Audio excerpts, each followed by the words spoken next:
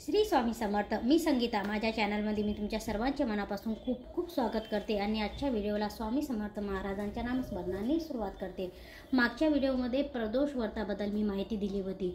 प्रदोष व्रत कोणी करावे, का करावे, कधी करावे, याचं काय फळ मिळतं, कारण प्रदोष व्रत म्हणजे काय, कारण प्रदोष व्रत शिवाला प्रसन्न करण्यासाठी आणि हे व्रत केल्यावर आपल्या घरामध्ये आपल्यावर शिवची कृपा राहावी आणि दुसरी गोष्ट म्हणजे धन प्राप्तीसाठी, लक्ष्मी टिकून राहण्यासाठी आणि मेन म्हणजे सुख शांती राहण्यासाठी प्रदोष व्रत करत असतात।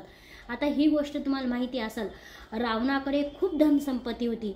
रावणाकडे एवढी धनसंपत्ती का होती, तो हमेशा शिवला प्रसन्न करायचा आणि रावण नेहमी प्रदोष व्रत म्हणजे प्रदोष कालमध्येच तो शिवाला प्रसन्न करायचा आणि पूजा करायचा।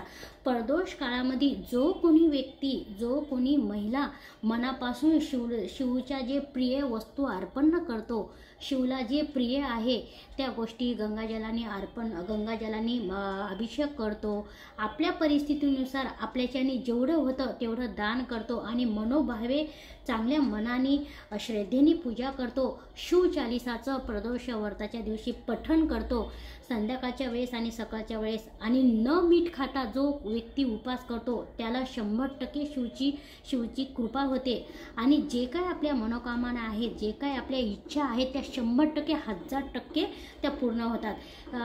प्रदोष व्रताच्या दिवशी आपल्या काही मनोकामना, आपल्या काही इच्छा पूर्ण करायच्या असतील, नवरा बायकोचे काही वाद होत असतील, मतभेद असतील, कुठल्याही बायकोचं असं मत असतं की आपल्या नवऱ्याने आपल्या शब्दाच्या बाहेर नाही जावं, आपल्यावर खूप प्रेम करावं, आपल्या ज्या काही इच्छा आहेत, ज्या काही आकांक्षा आहेत त्या सर्व स्वप्न पूर्ण व्हावं, आपली प्रत्येकाची महिलांची हीच इच्छा असते। पण हे करण्यासाठी पण आपण जर मनापासून काही सेवा केल्या, दोघांचं प्रेम राहण्यासाठी, दोघांची एकी राहण्यासाठी, जसा शिव पार्वतीचं प्रेम होतं, जसं पार्वतीनं पण किती कठोर समस्या केल्या तेव्हा शिवजी तिला प्राप्त झाले।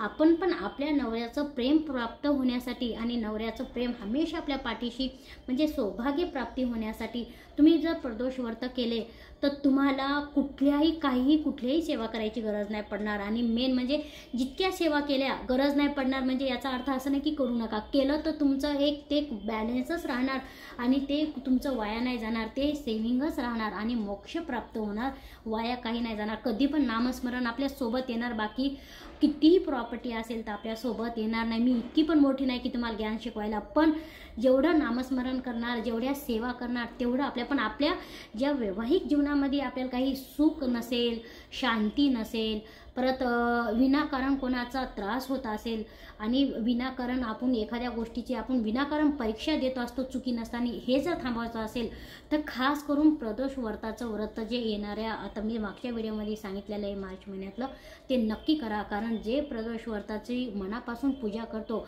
त्याच्या जीवनामध्ये, वैवाहिक जीवनामध्ये सगळ्या ज्या समस्या असतात त्या नष्ट होतात। कारण हे व्रत हे ना किती करावे, हे व्रत तुम्ही 11 प्रदोष व्रत पण करू शकता किंवा 1 वर्षाचा कालावधी तुम्ही पहिल्या प्रदोष व्रताच्या दिवशी, जे कोणी नवीन असेल पहिल्याच प्रदोष व्रताच्या दिवशी तुम्ही संकल्प करायचा की तुम्ही 1 वर्षभर म्हणजे आता या प्रदोष व्रतामध्ये या मार्च महिन्यामध्ये येणाऱ्या समजा ज्या तारखेला येणारे त्या तारखेला जर तुम्ही करत असेल तर त्या तारखेचं त्याच महिन्यामध्ये पुढच्या तारखेपर्यंत 1 वर्ष झाला, हा कालावधी 1 वर्षाचा झाला। आणि जर तुम्ही 11 प्रदोष व्रत करत असेल तर प्रत्येक महिन्यामध्ये 2 प्रदोष व्रत येत असतात। म्हणजे जशा 2 एकादशी येतात प्रत्येक महिन्याला तसे 2 प्रदोष व्रत येतात। तुम्ही 11 पण करू शकता किंवा वर्षभर पण करू शकता। आणि जर तुम्हाला जशी तुम्ही प्रदोष व्रताची नित्य श्रद्धेनं, भावनेनं, विश्वासानं जर तुम्ही पूजा केली, ती फलदायी झाली तर तुम्ही हमेशा नेहमीसाठी करणार। कारण ही पूजा खूप म्हणजे महागडी, खूप खर्चदायी किंवा खूप संघर्ष करणारी नाही। फक्त हे करायचं की तुम्ही त्या दिवशी जो कोणी प्रदोषचा उपवास करतो तो बिना मिठाचा करावा। त्या दिवशी मीठ खाणं टाळावं। काय खावं, तुम्ही फळं खाऊ शकता, दूध पिऊ शकता, चहा पिऊ शकता, कॉफी घेऊ शकता, फळांचं ज्यूस घेऊ शकता, पण तुम्ही साबुदाण्याची खीर करून खाऊ शकता, तुम्ही हे सगळं फराळी खाऊ शकता, बिना मिठाचं काही खाऊ शकता। जो म्हणजे असं बोलतात ना हा जो निर्जल उपास केला ना, त्याला कोटी कोटी पुण्य फळ प्राप्त होतं आणि शिवजी प्रसन्न होतात. म्हणजे आपल्या आरोग्याला साथ दिली तर नक्की तुम्ही तसा करू शकता. आणि वैवाहिक जीवनामध्ये तुम्हाला प्रेम, पत्नीला आपल्या प्रत्येक शब्दाच्या पुढे जर आपला पती नाही जावं, आपलं मान राखून आपली इज्जत करून आपल्याला प्रेम भरपूर मिळावं अशी इच्छा असेल तर प्रदोष व्रताच्या दिवशी 21 गुलाबाचे फुलं घ्या आणि त्याला चंदनाचा सुगंध द्या आणि पती पत्नींनी दोघांनी जोड्याने मंदिरात जाऊन किंवा घरीच गुळापासून महादेवाचं लिंग म्हणजे पिंड तयार करा आणि जोड्याने त्याच्या रुद्राभिषेक करा आणि 21 गुलाबाचा जो फुलांचा चंदनाचा सुगंध दिलेला आहे का त्याला ओम नमः शिवा म्हणून दोघांनी जोड्याने वाहा. असं केल्याने तुमच्या वैवाहिक जीवनामध्ये कुठलेही अडथळे येणार नाही, प्रेम भरभराटून राहील, एकी राहील. त्यानंतर जर तुम्हाला हे नाही जमलं तर 21 गुलाबाच्या पाकळ्या घ्या आणि 21 गुलाबाच्या पाकळ्याला अत्तर आणि सुगंधित चंदनामध्ये डुबवा आणि ते पत्नीनं सुद्धा शिव मंदिरामध्ये जाऊन ओम नमः शिवा करून शिवजीच्या चरणाला लावा आणि माता पार्वतीच्या पण चरणाला लावून ते घरी आणून परत दोघा जणांनी असं डोळ्याला लावा. याने सुद्धा दोघांमध्ये खूप प्रेम वाढतं आणि एकी राहते. कारण गुलाब हे जवळ आणणारं एक फूल आहे, म्हणून हे 1-2 उपाय पण करू शकतात. तिसरी गोष्ट, प्रदोष व्रताची सुरुवात कशी करावी. येणाऱ्या जे प्रदोष व्रत हे सकाळी उठावं, पांढऱ्या रंगाचे कपडे घालावे, निर्जल उपास करावा, मिठाचं पदार्थ खाऊ नये आणि गंगाजलानी, दुधानी, पंचामृतानी, दह्यानी, दुधानी, तुपानी अभिषेक करावा.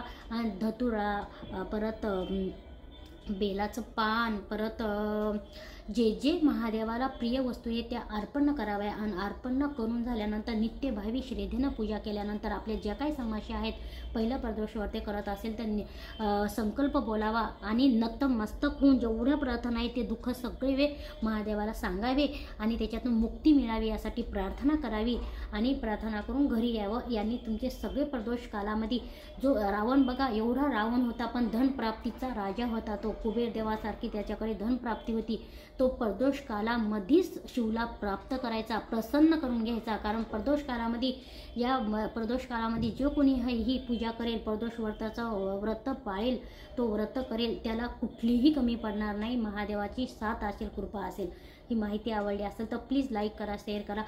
खूप लोकांना माझी विनंती आहे की माझा व्हिडिओ पूर्ण पाहत असतील तर 1 सेकंड लागतो, लाईक करा, मला प्रतिसाद द्या, मला समजावून घ्या, पूर्ण व्हिडिओ पहा. ही माहिती उपाय करत असतील करून पहा, तुम्हाला याचा फायदा होईल. श्री स्वामी समर्थ. जय भोलेनाथ, जय भोलेनाथ. श्री स्वामी समर्थ.